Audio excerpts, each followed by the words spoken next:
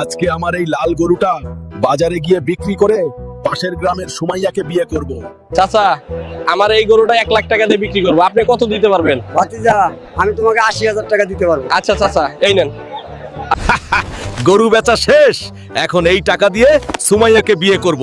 সুমাইয়া আমার ক্রাশ, আমি আসছি।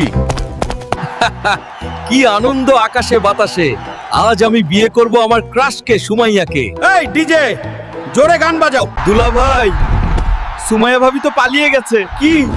না, এই হতে পারে না, আমি তো সুমাইয়াকে অনেক ভালোবাসি। না সুমাইয়া, আমায় রেখে কোথাও যেও না, আমি তোমার জন্য সব সময় সিঙ্গেল ছিলাম, আমি তোমাকে অনেক ভালোবাসি।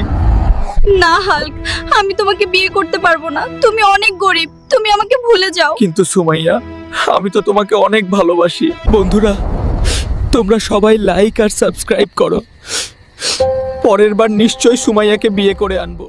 সারাদিন ঘুমালে হবে, যা গরুর দুধ ধুয়ে আন। আচ্ছা মা, যাচ্ছি।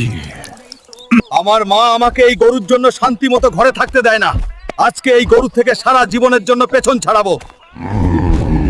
চাচা, আমি এই গরুটা বিক্রি করতে যাচ্ছি, আপনি কত টাকা দিতে পারবেন?